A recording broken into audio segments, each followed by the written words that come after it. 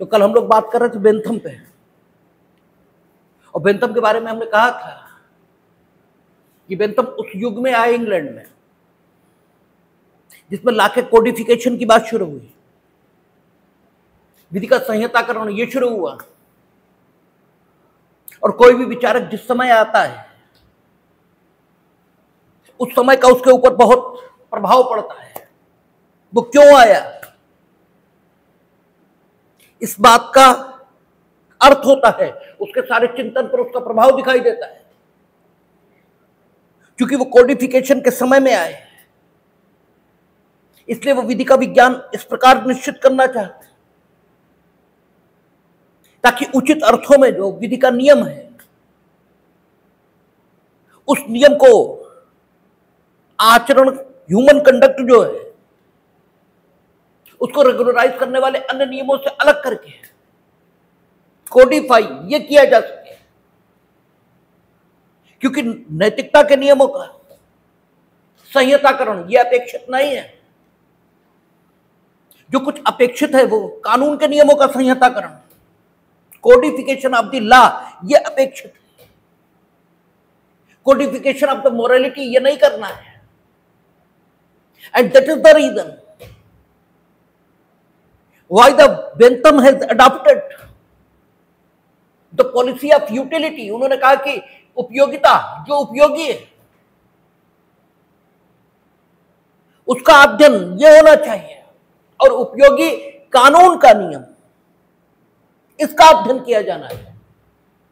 और ये कहे क्यों रहे, क्योंकि समय कोडिफिकेशन का है। कानून में कोडिफिकेशन, इंग्लैंड में कोडिफिकेशन की प्रक्रिया ये शुरू होने को है, इसलिए उन्होंने ऐसी बात की। केल्सन आएंगे, वो मानक के रूप में कानून की व्याख्या ये करेंगे और कानून को एक विधिक व्यवस्था इस रूप में परिभाषित करेंगे जो अपनी विधि मान्यता उस विधिक व्यवस्था में मौजूद मानकों से ही प्राप्त करेंगे। यानी केल्सन जब हम लोग पढ़ेंगे तो देखेंगे केल्सन एक विधिक व्यवस्था की कल्पना करेंगे और वो विधिक व्यवस्था मानकों से मिलकर बनेगी। मानक जिसकी अंग्रेजी स्टैंडर्ड है, ठीक है, तो वो मानकों की कल्पना करेंगे कि एक विधिक व्यवस्था मानकों से मिलकर बनती है और उस विधिक व्यवस्था की वैधता का आधार स्वयं उस विधिक व्यवस्था में ही पाया जाता है। उसकी वैधता का आधार यह नहीं है कि वो किसी संप्रभु का समादेश है, ये नहीं है उसकी वैधता का आधार। उसकी वैधता का आधार यह भी नहीं है कि वह किन्हीं आदर्शों के अनुरूप या किसी आदर्श का संरक्षण करती है, जैसा प्रकृतिवादी ये मानते हैं। वो वैध इसलिए भी नहीं है कि वो मनुष्य की आवश्यकताओं की पूर्ति करती है, जैसा सोशलॉजिकल स्कूल के लोग मानेंगे। केल्सन कहेंगे कि विधिक व्यवस्था मानकों से मिलकर बनती है और विधिक व्यवस्था में शामिल जो मानक है वे वैध इसलिए माने जाते हैं क्योंकि उस विधिक व्यवस्था में शामिल प्रत्येक मानक अपने से श्रेष्ठ मानक से, ठीक है, विधिक तौर पर मान्य होता है। तो मानकों की जो वैधता है उसका आधार स्वयं विधिक व्यवस्था में पाया जाता है। विधिक व्यवस्था से बाहर उसकी वैधता का कोई आधार नहीं। यह बात ज्यादा क्लेरिफाई तब होगी जब हम लोग केल्सन पर बात करना शुरू कर देंगे, लेकिन बेंथम और ऑस्टिन के बाद केल्सन नहीं है, इसलिए प्रारंभिक तौर पर हमने वो बात शुरू की। लेकिन फिलहाल हम लोग बेंथम पर बात कर रहे हैं। तो केल्सन इस प्रकार की जो बात करते हैं वो इसलिए करते हैं क्योंकि केल्सन उस समय विधिक जगत में प्रकट हुए हैं। जब संविधानों पर आधारित व्यवस्था ये होना प्रारंभ हुई है, और संविधान भी कौन से लिखित, केल्सन और हार्ट, ये 20वीं शताब्दी के विश्लेषणात्मक विचारधारा के विचारक हैं। और 20वीं शताब्दी आते आते लिखित संविधानों का युग प्रारंभ हो गया और संपूर्ण विधिक व्यवस्था संविधान के द्वारा विधिमान्य हो, इस प्रकार की अपेक्षा ये विधिक जगत में प्रारंभ हो गई। तो इसलिए संविधान को भी उन्होंने मानक के तौर पर परिभाषित किया। यानी केल्सन भी दर्शन से उपयोगितावादी ही दिखाई दे रहे हैं, यद्यपि केल्सन ने उपयोगितावाद के विरुद्ध अपने दर्शन को प्रस्तुत किया था। क्या किया था केल्सन ने, देखेंगे। लेकिन बेंथम जिस समय आ रहे हैं और केल्सन जिस समय विधिक जगत में आ रहे हैं, दोनों समय भिन्न हैं। इसलिए दोनों के सोचने का तरीका भिन्न है, लेकिन दर्शन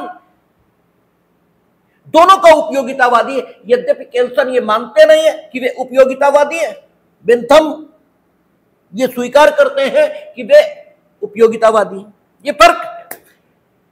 लेकिन एक निष्पक्ष आलोचक के पॉइंट ऑफ व्यू से अगर हम दोनों को देखें तो दोनों ही उपयोगितावादी दिखाई देते हैं। तो बेंथम उस समय इंग्लैंड के विधिक जगत में प्रकट हुए जिस समय कोडिफिकेशन, संहिताकरण चल रहा था। यह संहिताकरण का प्रयास चल रहा था। इसलिए विधिक नियमों की पहचान के लिए उन्होंने विधिक नियमों की कुछ विशेषताएं इनको निर्धारित किया। और पहली विशेषता उन्होंने जो बताई थी उसकी चर्चा कल की थी हमने कि बेंथम क्या है। बेंथम क्या कहता है कि कानून क्या है, संप्रभु द्वारा है, ठीक है, ऐसी संप्रभु द्वारा अभिव्यक्त की गई ऐसी इच्छा है जिसकी औपचारिक घोषणा हुई है। यह संप्रभु द्वारा किए गए संकेतों का संकलन है। कानून क्या है, संप्रभु द्वारा किए गए संकेतों का संकलन। यह संप्रभु द्वारा अभिव्यक्त की गई इच्छा की औपचारिक घोषणा। और यह संकेत क्या, जो घोषणा है, ये किससे संबंधित है, उन लोगों के आचरण से संबंधित है जिन लोगों के आचरण को ध्यान में रखकर संप्रभु ने यह संकेत किए हैं या संकल्प घोषित किया। और किनको देखकर उसने ऐसा किया, जो उसकी सत्ता के अधीन है, जो उसकी संप्रभुता के अधीन है। इस प्रकार की बात कल हम लोगों ने देखी थी। एक चीज बेंथम के बारे में और समझ लें। बेंथम ने जो विधि कहा है उससे तात्पर्य उनका एक अकेली विधि से नहीं है। उन्होंने विधि शब्द का जो प्रयोग किया है वह विधिक व्यवस्था के संदर्भों में किया है। यानी जैसे वो कह रहे हैं कि विधि क्या है, संप्रभु द्वारा किए गए संकेतों का संकलन। यह संप्रभु द्वारा अभिव्यक्त की गई इच्छा जिसकी औपचारिक घोषणा हुई। तो यह संकेत आपराधिक विधि के क्षेत्र में वहां भी किए गए, यह संकेत सिविल विधि के क्षेत्र में वहां भी किए गए, यह संकेत संविदा संबंधी विधि के क्षेत्र में वहां भी किए गए, अपकृत्य संबंधी विधि के क्षेत्र में वहां भी किए गए। हर जगह ये संकेत हुए हैं। तो बेंथम विधि की व्याख्या विधिक व्यवस्था के रूप में करते हैं और विधिक व्यवस्था के रूप में विधि की व्याख्या करने के बाद विधि का अकेलाकरण करते हैं। विधि का अकेलाकरण करते हैं मीनिंग देयर बाय विधि जो कि विधिक व्यवस्था है, उस विधिक व्यवस्था में शामिल विभिन्न विधियों में से एक विधि को उठाते हैं और फिर उस एक विधि में मौजूद लक्षणों की पहचान करते हैं इस दृष्टिकोण से कि क्या ये अकेली विधि उस विधिक व्यवस्था में जिसे वो विधि कह रहे हैं शामिल होने योग्य है या नहीं है। इस पॉइंट ऑफ व्यू से बेंथम जिसे कानून कह रहे हैं ये कानून ठीक वैसा है जैसे जब आप एलएलबी के विद्यार्थी होते हैं और आपसे पूछा जाता क्या पढ़ रहे हो तो आप कहते हैं कानून पढ़ रहे हैं। आप एलएलबी के 3 वर्षों में ये एलएलबी पाठ्यक्रम के 5 वर्षों में कानून ही पढ़ते हो, लेकिन वे सारे कानून अकेले अकेले अलग अलग भी हैं। बेंथम ने इसी रूप में विधि शब्द का प्रयोग किया है। जो वो ये कह रहे हैं कि विधि क्या है तो अकेली विधि के बारे में बात नहीं कर रहे हैं, संपूर्ण विधिक व्यवस्था के बारे में बात कर रहे हैं। संपूर्ण विधिक व्यवस्था संप्रभु द्वारा किए गए संकेतों का संकलन है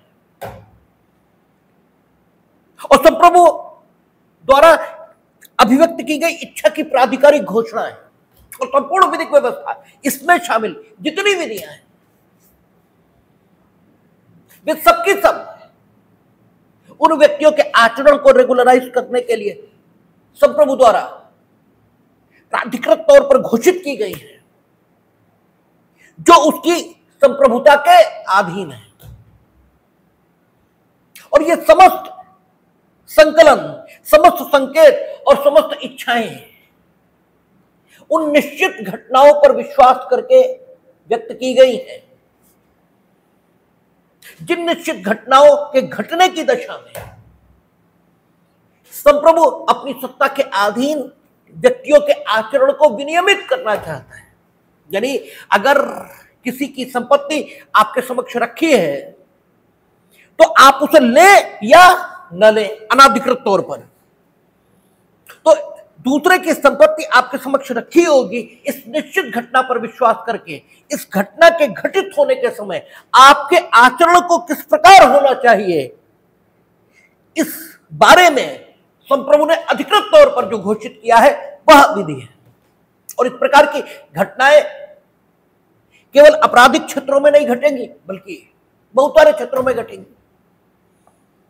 और संप्रभु अपनी इस इच्छा को इस प्रकार व्यक्त करता है कि इस इच्छा से जिस दृश्य के उत्पन्न होने की संभावना है वह मनोगत दृश्य, क्योंकि सबसे पहले तो मन में ही उत्पन्न होगा, तो वह मनोगत दृश्य उसकी सत्ता के अधीन व्यक्तियों में आशय का निर्माण कर देगा कि वो वैसा करे या न करे। इसीलिए कहा जाता है कि बेंथम ने विधि को अनुशासित समर्थित समादेश के रूप में व्याख्यायित किया है, क्योंकि इससे इच्छित मनोगत दृश्य है जो संप्रभु संकेत करेगा या संप्रभु जो इच्छा अभिव्यक्त करेगा उस इच्छा से या उस संकेत से जो दृश्य मन में उत्पन्न होगा यानी जो मनोगत दृश्य होगा वह उसकी सत्ता के अधीन जो लोग होंगे उनमें आशय का निर्माण कर देगा उस काम के प्रति जिसके संबंध में उसने इच्छा अभिव्यक्त कर रखी है। इस ढंग की बेंथम की कानून की व्याख्या है। अब बेंथम ने क्या किया, विधि इसे विधिक व्यवस्था के रूप में परिभाषित करने के बाद इंडिविजुअलाइजेशन ऑफ द लॉ यह भी किया, विधि का अकेलाकरण किया। और विधि का अकेलाकरण उन्होंने क्यों किया, इसलिए ताकि यह जाना जा सके कि विधि अर्थात विधिक व्यवस्था में यह विधि शामिल किए जाने योग्य है भी या नहीं है, ताकि यह जाना जा सके। क्योंकि यूं तो विधि है क्या, विधिक व्यवस्था ये लीगल ऑर्डर है जिसे आप लॉ कह रहे हो, लेकिन इंडिविजुअलाइजेशन ऑफ द लॉ ये इसलिए जरूरी हो रहा है ताकि ये जाना जा सके कि the law which you have included in legal order, जो विधिक व्यवस्था में आपने शामिल किया है, इनफैक्ट ये लॉ के तौर पर विधिक व्यवस्था में शामिल विधियों के साथ रखे जाने योग्य है भी या नहीं है। और जब इस दृष्टिकोण से उन्होंने विधि का अकेलाकरण किया तो उन्होंने ये पाया है कि प्रत्येक विधि जो विधिक व्यवस्था में रखी जाती है उसमें 8 लक्षण होते हैं।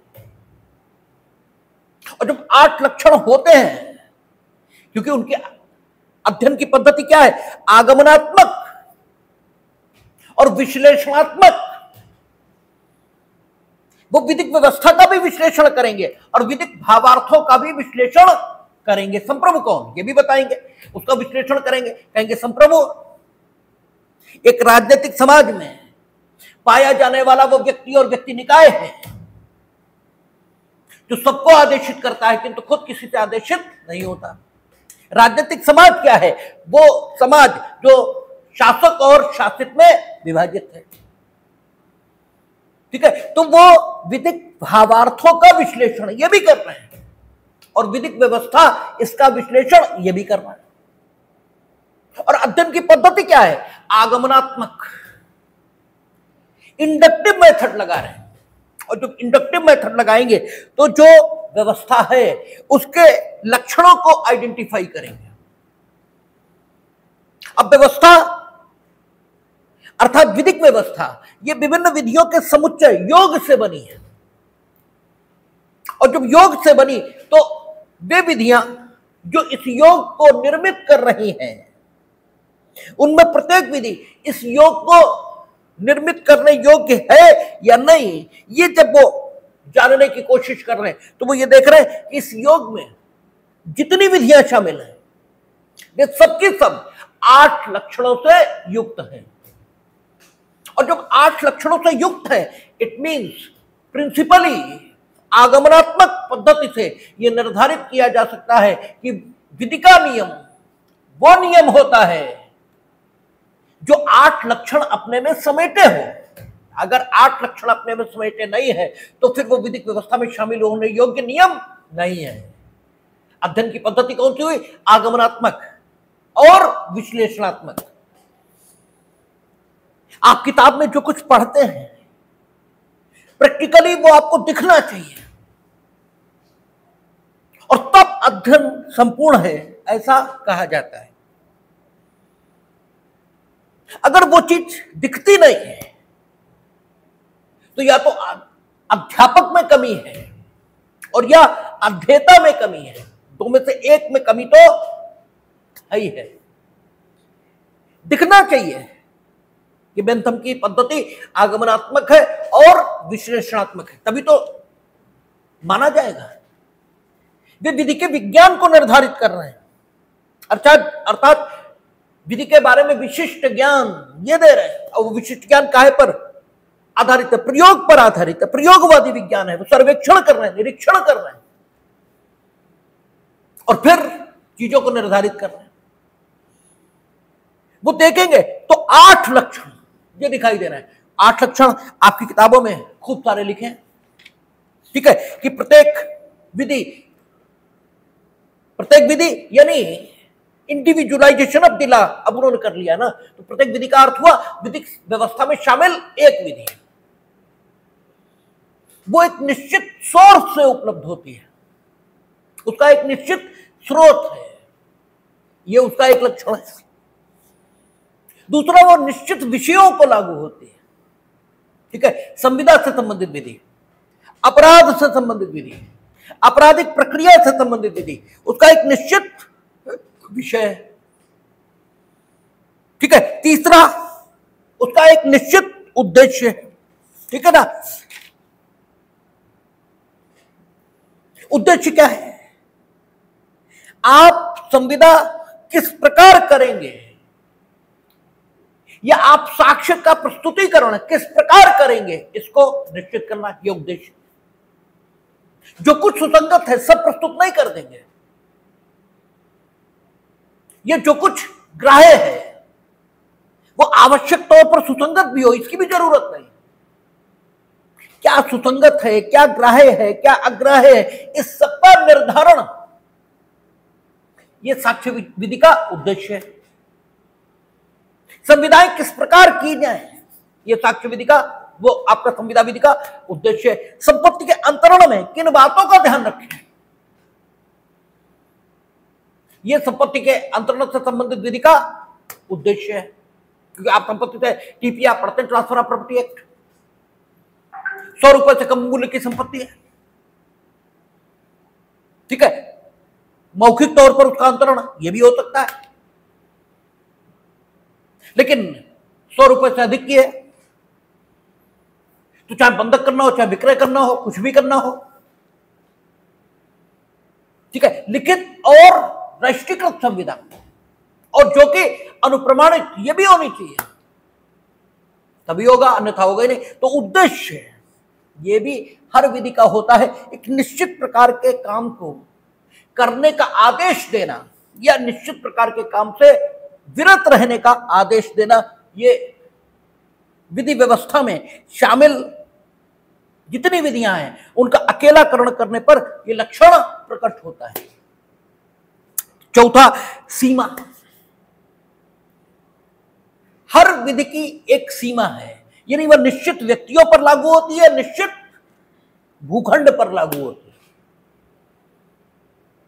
ठीक है, अनिश्चित नहीं है कुछ भी, ठीक है। फिर सीमा के बाद पहलू, एक विधि का नियम,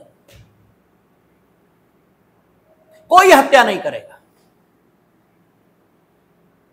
ये कोई हत्या नहीं करेगा, ये जो पहलू है ये निर्देशात्मक है, ये कहता है, डायरेक्शन दे रहा है, और जो कोई हत्या करेगा उसे अमुक दंड से दंडित करेंगे, ये उत्पीड़नात्मक है, ठीक है। तो एक कानून जो होता है वो अपने में कई पहलू समेटे होता है। संपत्ति का अंतरण करेंगे तो ऐसे करेंगे, ये क्या कर रहा है, आपको दिशा निर्देश दे रहा है, आपको बता रहा है कैसे करना है, और नहीं करोगे तब उत्तेजक या उत्पीड़नात्मक हिस्सा ये लागू होगा, मानेंगे ही नहीं हुआ है, उसका कोई प्रभाव नहीं होगा। तो आपका स्रोत, उद्देश्य, सीमा, पहलू, विषय, ठीक है, और आपका बल। अब चूंकि ऑस्टिन ने दीवानी विधि का नमूना स्वीकार ही नहीं किया, उनकी विधि कैसी है, अनुशासन, ऑस्टिन कह रहे हैं बेंथम, बात बेंथम की चल रही है, क्योंकि बेंथम और ऑस्टिन एक ही जैसे, दोनों ने विधि को समादेश माना है और अनुशासित से समर्थित माना है। यद्यपि फर्क दोनों में है, लेकिन इस पॉइंट पर कोई फर्क नहीं है, ठीक है। तो बेंथम भी यह मानना कि विधि व्यवस्था में जितनी विधियां शामिल की गई उनमें अनुशास्ति का बल है, ठीक है। आपका विधियां ये कहती है कि अगर आपने इसके द्वारा निर्देशित काम नहीं किया तो अमुक बुराई ये उत्पन्न होगी, क्योंकि अनुशास्ति को वे बुराई के रूप में देख रहे हैं।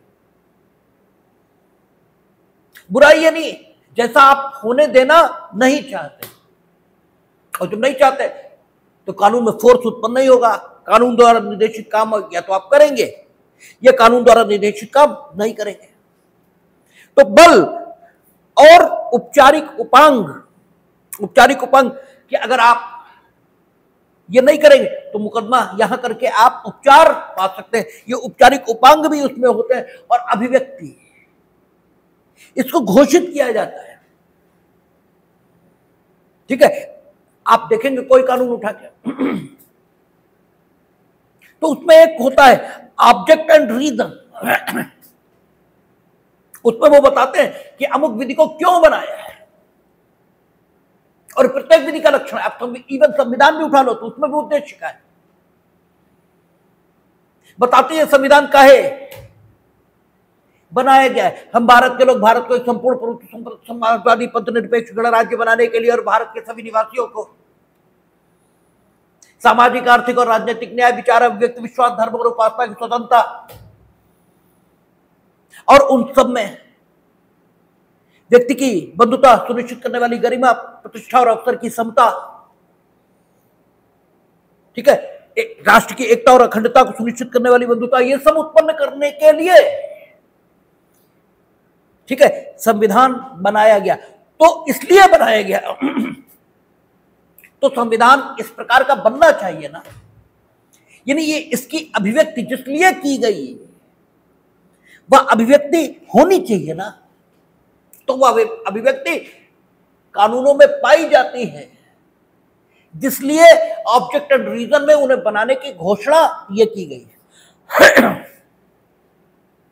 ठीक है, तो ये 8 चीजें आगमनात्मक पद्धति से उन्होंने निर्धारित की बेंथम ने, और उन्होंने ये देखा कि विधि, ये अर्थात विधिक व्यवस्था में जिन विधियों को शामिल किया गया उनका अकेलाकरण करने पर ये 8 चीजें प्राप्त हो रही हैं। इसका मतलब विधि के नियम में ये 8 चीजें होनी चाहिए या पाई जाती हैं, और जिस नियम में ये 8 चीजें पाली जाएं वह नैतिकता के नियमों से अलग होकर विधि के नियम के रूप में मान्यता ये ले लेगा। यद्यपि दोनों मानव आचरण को रेगुलराइज करेंगे, लेकिन फिर भी ये विधि का नियम है और इसका कोडिफिकेशन होना चाहिए, उसका कोडिफिकेशन की कोई जरूरत नहीं है। इंडिविजुअलाइजेशन ऑफ द लॉ, ये करने पर बेंथम ने एक बात और जानी है, और वो बात क्या है? उन्होंने ये देखा है कि विधियां जो कि विधिक व्यवस्था में विधियों के रूप में शामिल की गई, उनका इंडिविजुअलाइजेशन, अकेलाकरण करने पर एक चीज और मिलती है, और वो क्या है कि वह अभिव्यक्ति में संपूर्ण है। ठीक है, अभिव्यक्ति में संपूर्ण है, अर्थात ऑब्जेक्ट एंड रीजन पढ़कर हम ये जानेंगे कि संप्रभु ने संबंधित विधि की अभिव्यक्ति क्यों की। ठीक है, what was the need to satisfy which, ठीक है ना, ये कानून उसने बनाया। आप पढ़ते हैं, हम लोगों ने एविडेंस पढ़ा, टीपीए पढ़ा, संपत्ति से अंतरण, संपत्ति के अंतरण से संबंधित विधि को, ठीक है ना, समेकित, परिभाषित, ठीक है, करने के लिए अधिनियम। तो उद्देश्य क्या है? समेकित करना, इकट्ठा कर देना, ठीक है, परिभाषित करना, संशोधित करना। ठीक है, हम लोगों ने पढ़ा था, साक्ष्य से संबंधित विधि को समेकित, संशोधित और परिभाषित करने के लिए अधिनियम। और फिर हम देखेंगे कि साक्ष्य से संबंधित जो विधि है क्या वाकई समेकित, संशोधित और परिभाषित कर रही है। यदि हां तो अभिव्यक्ति में संपूर्ण है, जिसलिए उसकी अभिव्यक्ति की बात की गई वह अभिव्यक्ति में संपूर्ण है। संसर्ग में उसे संपूर्ण होना चाहिए। संसर्ग, आप टीपीए पढ़ें तो बिना कॉन्टेक्ट के हो ही नहीं पाएगा। यानी विधि व्यवस्था में शामिल जितनी विधियां हैं वे परस्पर इस प्रकार संबंधित हैं कि एक की पूर्ति दूसरी करती है। ठीक है, अगर विधिक व्यवस्था में कोई विधि है तो उसका संसर्ग बाकी विधियों से ठीक होना चाहिए, और अगर नहीं है तो विधि संसर्ग में अपूर्ण है, और फिर वह विधि व्यवस्था में शामिल किए जाने योग्य नहीं है। तीसरा, वो डिजाइन में कंप्लीट होनी चाहिए, अभिकल्पना में पूर्ण होनी चाहिए। डिजाइन की हिंदी क्या है? अभिकल्पना। संसर्ग की कनेक्शन, अभिव्यक्ति की expression, expression, connection and design, तीनों कंप्लीट होना चाहिए। और डिजाइन में कंप्लीट, हमने आपसे कहा था कानून किसी भी विषय के लिए बनेगा तो उस विषय से संबंधित जितनी परिस्थितियां हो सकती सबके संबंध में कल्पना करके प्रोविजन होना चाहिए। और प्रोविजन होना चाहिए बेंथम कैसे जानना है? आगमनात्मक पद्धति से। कैसे? जो विधि व्यवस्था में शामिल विभिन्न विधियां हैं उनका अकेलाकरण कर रहे हैं, लक्षणों को पहचान रहे हैं और फिर सिद्धांत दे रहे हैं कि चूंकि विधिक व्यवस्था में जो शामिल विधियां हैं उनमें ये चीजें पाई जा रही हैं, इसका मतलब विधि व्यवस्था में जिन विधियों को आप शामिल करना चाहते हैं उनमें ये चीजें होनी चाहिए। ठीक है ना? तो आगमनात्मक पद्धति से वो ये जानना है कि अभिकल्पना, जैसे हम लोगों ने एविडेंस में पढ़ा था, मूक साक्षी, वो साक्षी जो बोल ही नहीं सकता,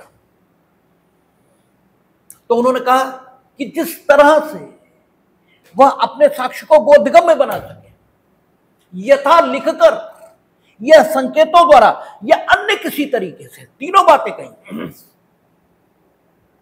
क्योंकि जो बोल नहीं सकता हो सकता अनपढ़ भी हो, तो संकेतों से बात करने की जरूरत पड़ जाए। हो सकता है बोल ना सकता हो लेकिन पढ़ा लिखा हो, लिख सकता हो, तो लिखकर हो जाएगा। हो सकता है बोल भी ना सकता हो, ठीक है, पढ़ा लिखा भी ना हो, या पढ़ा लिखा हो तो हाथ में चोट हो, कुछ ना कर सके। ठीक है, तो हर बात को सोच लेना और जब सोचकर हम उसमें प्रोविजन करते हैं तो विधि अभिकल्पना में पूर्ण है। तो individualisation of the law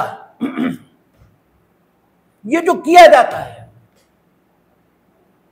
Bentham के मुताबिक, वो ये जानने के लिए कि विधि अर्थात विधिक व्यवस्था में जिन विधियों को आपने स्थान दिया वे इस योग्य हैं भी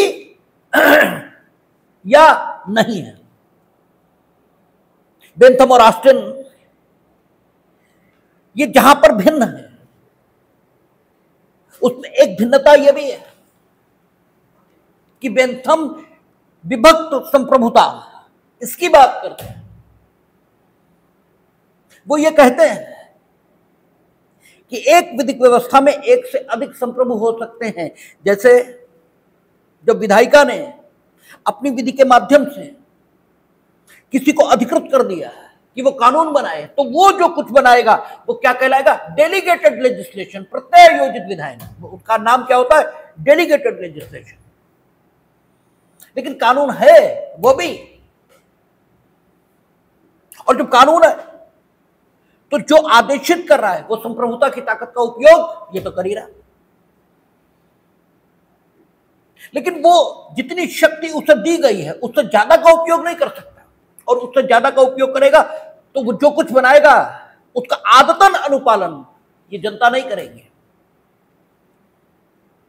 ठीक है, हैबिचुअली उसको फॉलो उसका शुरू हो जाए, ये नहीं होगा। और अगर आदतन अनुपालन ना हुआ तो कानून को कानून नहीं कह सकते।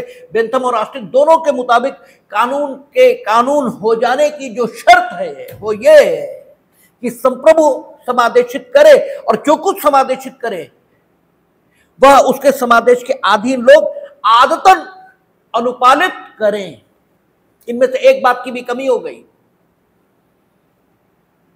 तो विधि नहीं कहलाएगी, क्योंकि विधि का लक्षण बेंथम और ऑस्टिन दोनों ने यह बताया है कि वह संप्रभु का समादेश होता है, अनुशासित से समर्थित होता है और जनता उसका आदतन अनुपालन करती है। बस यहीं से वो बात निकलने लगेगी जो केल्सन के आने के मार्ग को खोल देगी। केल्सन कहेंगे कि विधि हो जाने के लिए जो कसौटी आपने निर्धारित की वो तो आदतन अनुपालन है। जनता ने ना करने का निर्णय ले लिया तो तुम्हारी तो विधि बची नहीं। तुम तो ये बता रहे विधि इसलिए विधि है क्योंकि जनता उसका आदतन अनुपालन करती है। तो विधि हो जाने के लिए अर्थात विधि अपनी वैधता के लिए आदतन अनुपालन पर आधारित हो गई ना। और आदतन अनुपालन इसे इस अनुभवजन्य जगत में कहां पाया जा सकता है?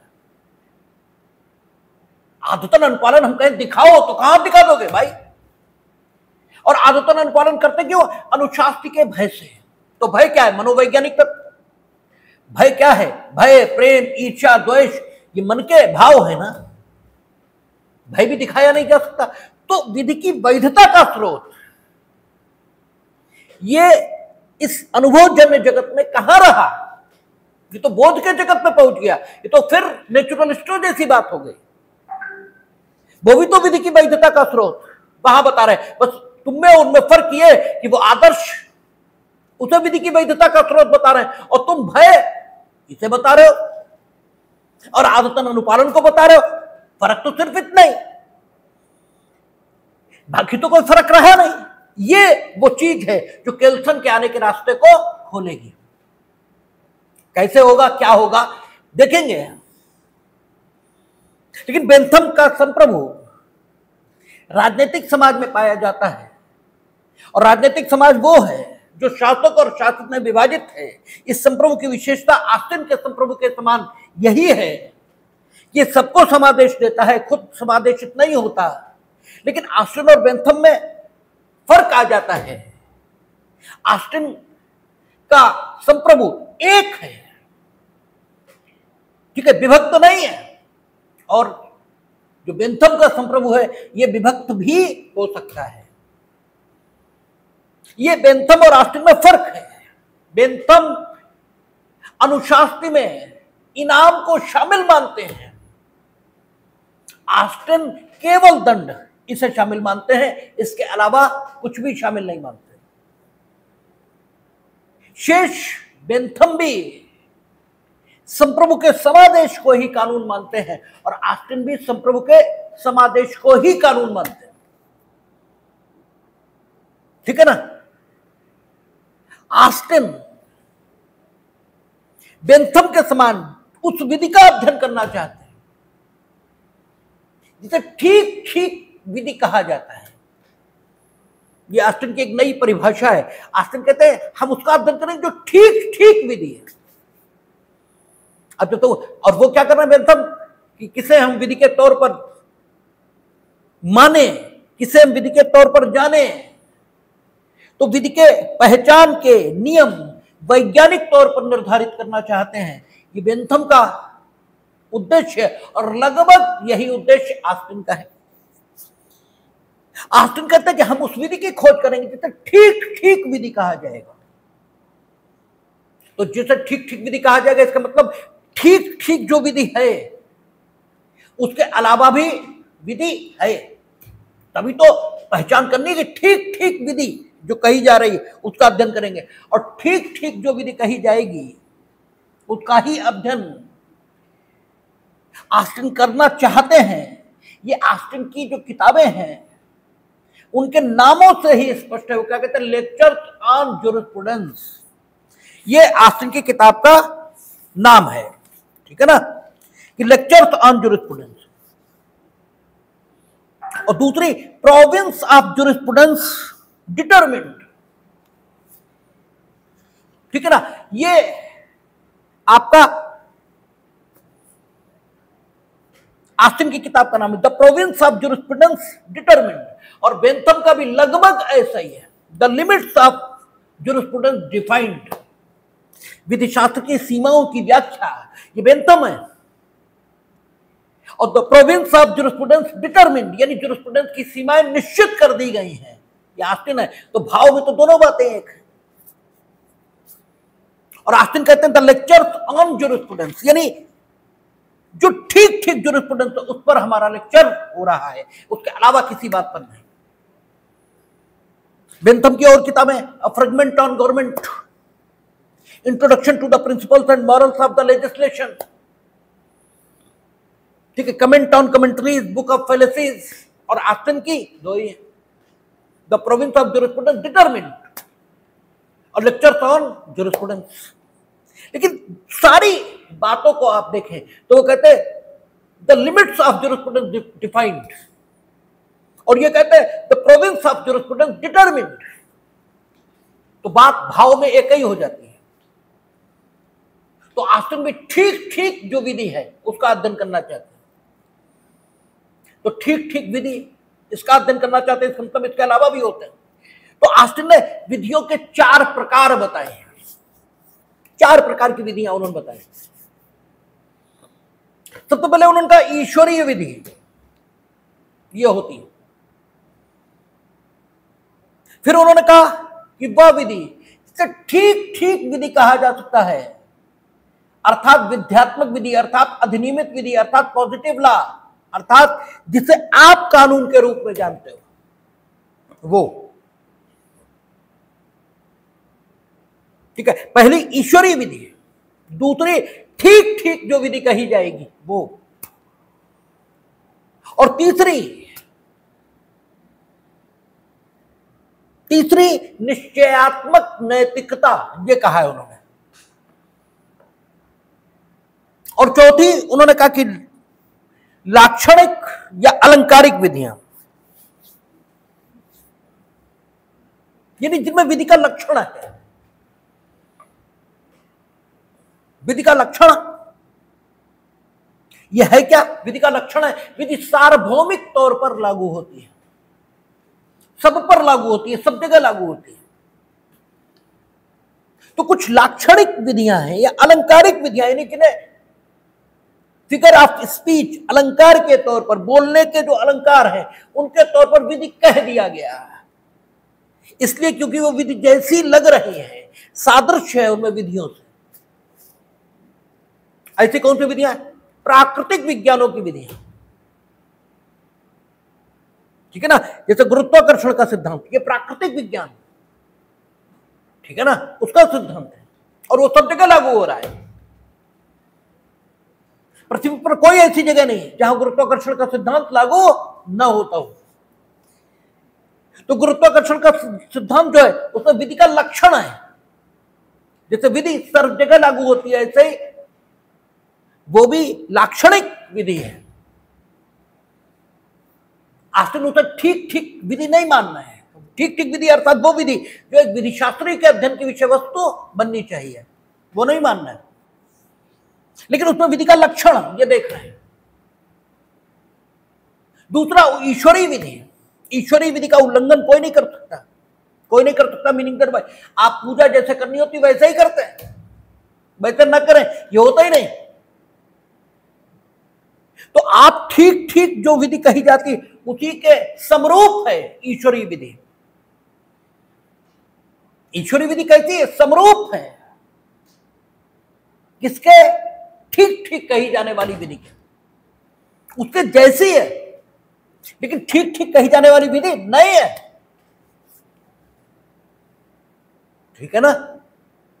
हालांकि ब्रॉड कैटेगराइजेशन, सबसे पहले ऑस्टिन एक ब्रॉड कैटेगराइजेशन करते हैं, उचित रूप से कही गई विधियां और अनुचित रूप से कही गई विधियां। उचित रूप से ये शब्द थोड़ा उदार है और ठीक ठीक कही जाने वाली विधि ये थोड़ा कठोर शब्द है।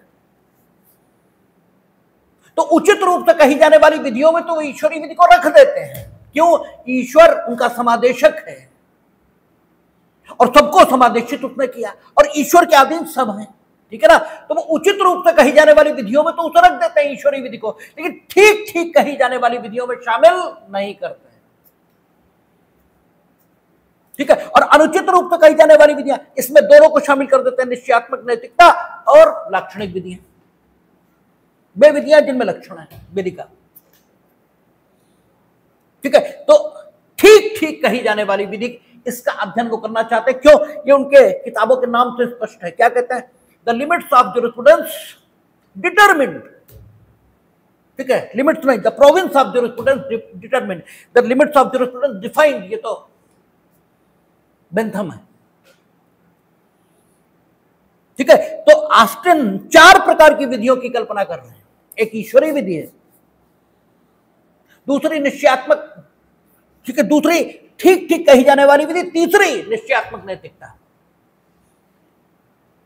अब वो कहते हैं निश्चयात्मक नैतिकता, इसमें 2 प्रकार की विधियां शामिल हैं।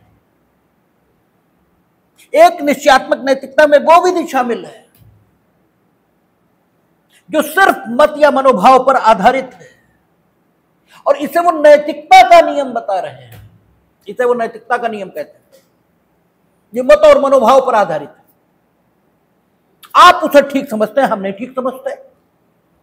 हमने बहुत बार उदाहरण दिया, आप भिखारी को भीख देना ठीक समझते हैं, हम भीख न देना ठीक समझते हैं। आपको लगता है कि भिखारी को भीख देना चाहिए क्योंकि इससे हमें करुणा का विकास होता है, इससे दूसरे को के दुख को अनुभव करने की संवेदनशीलता ये हम में विकसित होती है, और संवेदनशीलता और दया ये मानवीय गुण है, मानव के तौर पर आप में होना चाहिए। और दूसरे, हम बड़े भारी उपदेशक और समाज सेवक होने का दावा कर रहे हैं। हम कह रहे हैं कि इससे मुफ्तखोरी को बढ़ावा मिलता है, भीख नहीं देना चाहिए। भाव है, अपने अपने मत अपने अपने हैं, दोनों में से कोई अनैतिक है ये नहीं कह सकते। तो मत या मनोभाव पर आधारित विधियां ये नैतिकता है। और निश्चयात्मक नैतिकता का दूसरा भाग वो है जो अनंत काल से सभी लोगों द्वारा ठीक माना गया और जो रूढ़ि के रूप में विकसित हो गया, क्योंकि रूढ़ि के रूप में वो विकसित हो जाता है जो अधिकांश लोग ठीक मानते हैं और उसको राज्य की मान्यता मिल जाती है। तो जो रूढ़ि है वे भी मत और मनोभाव पर आधारित आचरण के नियम है, और जिसे नैतिकता का नियम कहते हो वो भी आचरण के संबंध में मत या मनोभाव पर आधारित नियम है।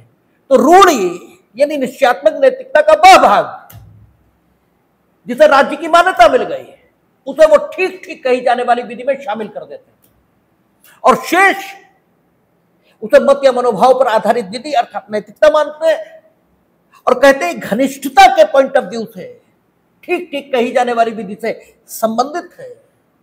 क्यों संबंधित है? घनिष्ठता के पॉइंट ऑफ व्यू से, जैसे उसका उल्लंघन करना लोगों को कठिन लगता है, ऐसे ही मत या मनोभाव पर आधारित विधि का उल्लंघन करना अर्थात नैतिकता के नियम का उल्लंघन करना यह भी लोगों को कठिन लगता है।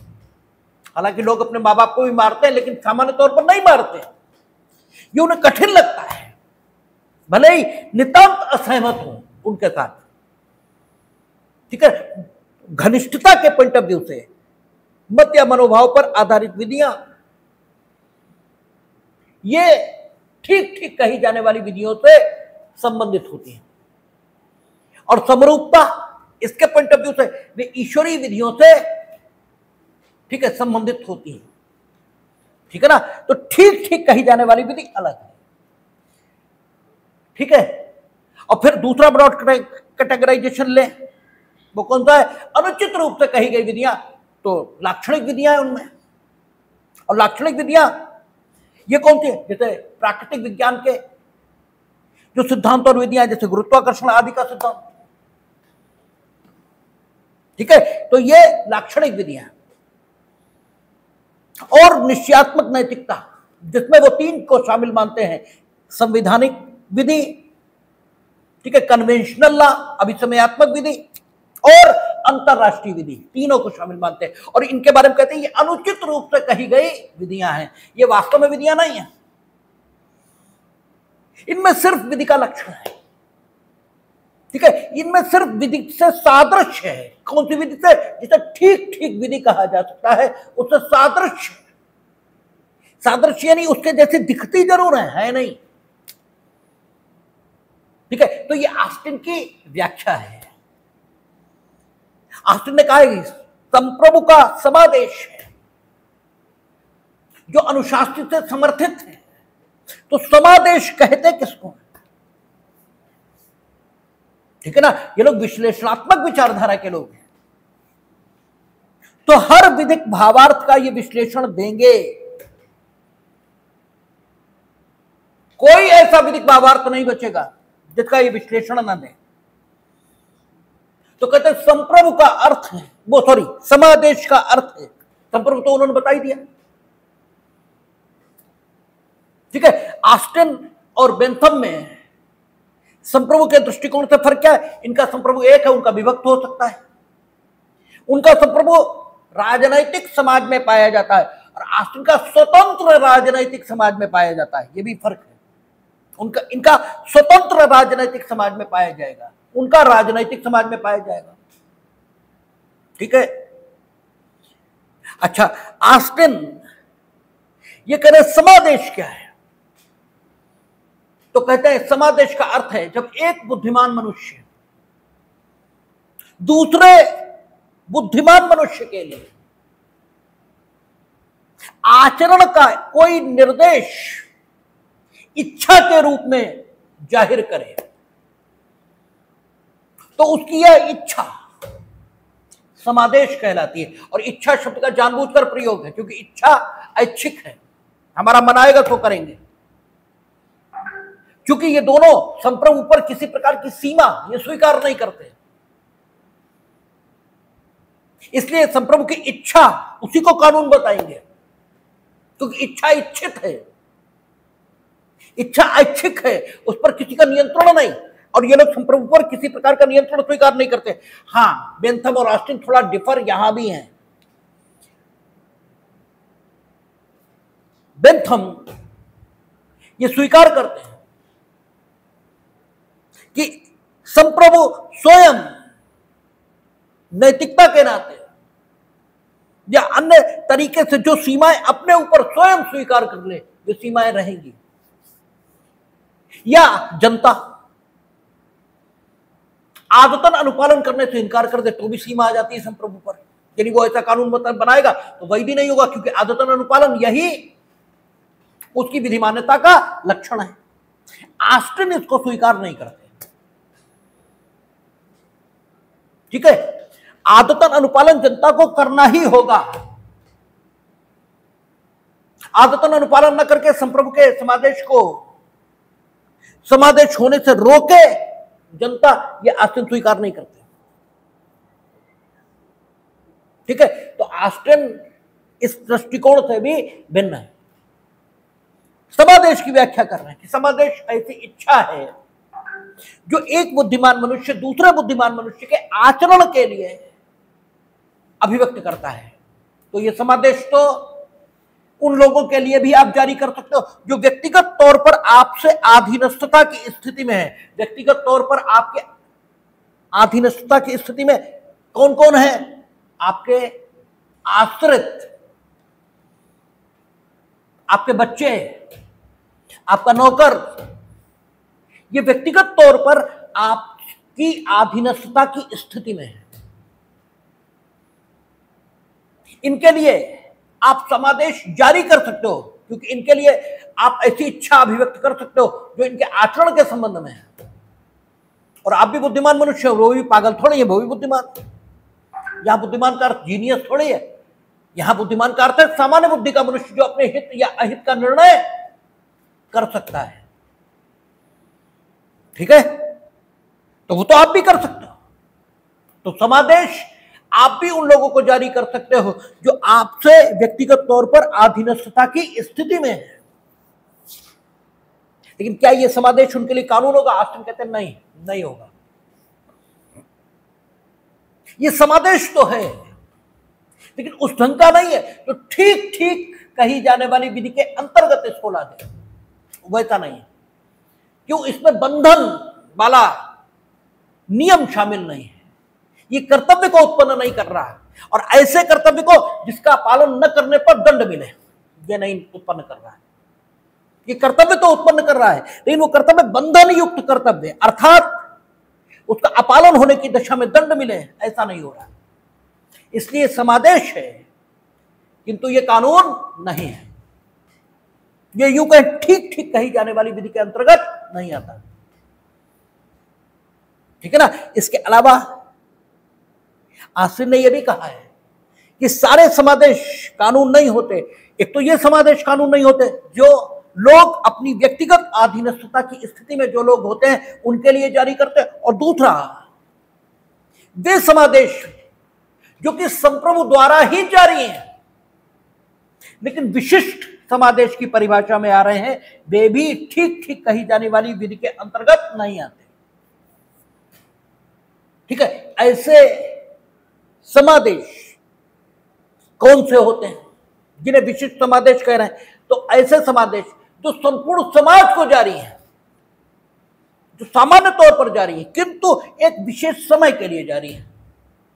जैसे सारे लोग अमुक पर्व के अवसर पर ये कपड़े पहनेंगे, ये निर्धारित कर दें, तो सारे समाज को जारी है, किंतु विशेष अवसर तक उसका विस्तार सीमित है, इसलिए वो विशिष्ट समादेश की परिभाषा में है और वो ठीक ठीक कही जाने वाली विधि के अंतर्गत नहीं है। या विशेष लोगों को जारी है, ठीक है, विशेष लोगों को जारी है और हर समय के लिए जारी है। ठीक है, जैसे वकील पूरे वर्ष ये करेंगे, ठीक है, लेकिन विशेष वर्ग को जारी है, इसलिए भी ये विशिष्ट समादेश की परिभाषा में नहीं आता। ठीक है, विशेष लोगों को जारी है। सामान्य समादेश जो अनुशासित से समर्थित है, जो सारे समाज को जारी है या एक समुदाय को जारी है और सभी समयों के लिए जारी है, ठीक है ना, वो समादेशी कानून है। और जो निरपेक्ष प्रवर के द्वारा नहीं, ईश्वर के समान, ईश्वर निरपेक्ष प्रवर है, उससे ऊपर कोई नहीं, बल्कि सापेक्ष प्रवर यानी राजनैतिक प्रवर के द्वारा जारी है। सापेक्ष प्रवर और निरपेक्ष प्रवर में भिन्नता यह होती है कि जो सापेक्ष प्रवर है वो क्या है, एक अवसर पर प्रवर हो सकता है और दूसरे अवसर पर अवर भी हो सकता है। जितना न्यायाधीश न्याय करते समय प्रवर है, विधायक उसका अवर है, लेकिन विधायन करते समय विधायक प्रवर है, न्यायाधीश उसका अवर है। न्यायाधीश ये नहीं बताएंगे क्या कानून बनेगा, और विधायक जो बनाएंगे फिर खुद उसी से बाध्य हो जाएंगे। ये प्रवरता सापेक्ष है, ये निरपेक्ष नहीं है, और ईश्वर ये निरपेक्ष रूप से प्रवर है, इसीलिए उसके द्वारा जो कुछ जारी किया जा रहा वो समरूपता के दृष्टिकोण से ठीक ठीक कही जाने वाली विधि से संबंधित है, लेकिन इनफैक्ट वो विधि नहीं है। ऑस्टिन ने कुछ विधियों को अपनी परिभाषा में न आने के कारण अनुचित रूप से विधि माना है, यानी उनका कहना है इन्हें विधि नहीं होना चाहिए। अनुचित रूप से विधि, ये तो नहीं शब्द प्रयोग करना चाहिए क्योंकि अनुचित रूप से विधि उनकी अलग है, लेकिन जिन्हें विधि नहीं होना चाहिए लेकिन उन्हें विधियां मान लिया ऑस्टिन ने, और जिसका कोई कारण ऑस्टिन ने नहीं बताया, इसीलिए ऑस्टिन की आलोचना भी होती है। वो कौन सी विधियां हैं? घोषणात्मक, व्याख्यात्मक, ठीक है ना, अनुज्ञात्मक, जो परमिसिव लॉज है। जैसे हमने आपको उदाहरण दिया था कॉन्स्टिट्यूशन ऑफ इंडिया में 15(4) स्त्रियों और बच्चों के पक्ष में राज्य विधायन कर सकेगा, ठीक है। आरक्षण संबंधी विधियां वो कहती है परमिसिव, ना करे तो कोई बाध्यता नहीं, और अनुशासित से समर्थित नहीं, लेकिन ठीक ठीक कही जाने वाली विधि मानी जाती है। इसलिए ऑस्टिन इनको अनुचित रूप से मान लेते हैं। घोषणात्मक विधियां, व्याख्यात्मक विधियां, अनुज्ञात्मक विधियां, निरसन वाली विधियां पहले से मौजूद, ये भी वो ठीक ठीक कही जाने वाली, ठीक है, विधि, अर्थात वो समादेश जो ठीक ठीक कहे जाने वाली विधि के अंतर्गत रखा जाता है, उसकी विशेषता मानते हैं। ये सामान्य तौर पर जारी होते हैं और ये तब तक जारी रहते हैं जब तक इनका निरसन न कर दिया जाए। तो निरसन करने के लिए जो विधि लाई जाएगी या जो समादेश जारी होगा उसमें अनुशासित तो नहीं होती, और आप कहते हैं अनुशासित समर्थित है, ठीक है ना, तो इसे लेकिन फिर भी वो विधि मानते हैं और इसका कोई कारण नहीं बताते। अपूर्ण दायित्व की विधियां जैसे काल बाधित ऋण, ठीक है, उसे प्राप्त तो नहीं किया जा सकता, लेकिन अगर वचन दे दो या वापस कर दो तो कोई दिक्कत नहीं। तो इनको भी वो ठीक ठीक विधि, ठीक है, न मानते हुए भी विधि मान लेते हैं। अनुशास्ति, इसकी भी व्याख्या उन्होंने की है, इसकी परिभाषा नहीं की ऑस्टिन ने, इसकी व्याख्या की है अनुशास्त्र की। उन्होंने क्या कहा है? अनुशास्त्र का तात्पर्य है संप्रभु का ये वचन कि अगर आपने मेरे समादेश का पालन नहीं किया तो हम आपके साथ एक बुराई के साथ आपसे मिलेंगे, एक बुरी स्थिति में आपसे मिलेंगे। अगर आपने हत्या की तो हम ऐसी स्थिति में आपसे मिलेंगे जो आप को मृत्युदंड दिए जाने की स्थिति होगी या आजीवन कारावास दिए जाने की स्थिति होगी। तो अनुसार से इस सब की व्याख्या भी ऑस्टिन ने की है। तो ऑस्टिन और बेंथम दोनों प्रमाणवादी विचारक हैं और आगमनात्मक पद्धति से, ठीक है, विश्लेषण के माध्यम से इन्होंने विधि का वैज्ञानिक अध्ययन किया है। विधि के विज्ञान को सुनिश्चित कर देना यह उनका उद्देश्य है। और ये दोनों उन युगों में आए जब इंग्लैंड में संहिताकरण का प्रयास हो रहा है। इन दोनों का ही दर्शन उपयोगितावादी है। बेंथम में उपयोगितावाद ज्यादा है, ऑस्टिन में कम है। दोनों विधायन का लक्ष्य मानव प्रसन्नता को सुनिश्चित करना मानते हैं। बेंथम भी इसे अधिक मानते हैं, ऑस्टिन भी इसे कम मानते हैं, लेकिन कमोवेश दोनों स्वीकार करते हैं। यह प्रमाणवाद की शुरुआत है जो 19वीं शताब्दी में रहा है। अब हम लोग 20वीं शताब्दी में प्रवेश करेंगे, नहीं बात करेंगे केल्सन और हार्ट पर, ठीक है ना। तो कल हम लोग केल्सन पर बात करेंगे। देखिए तुम लोग अपना नंबर हमें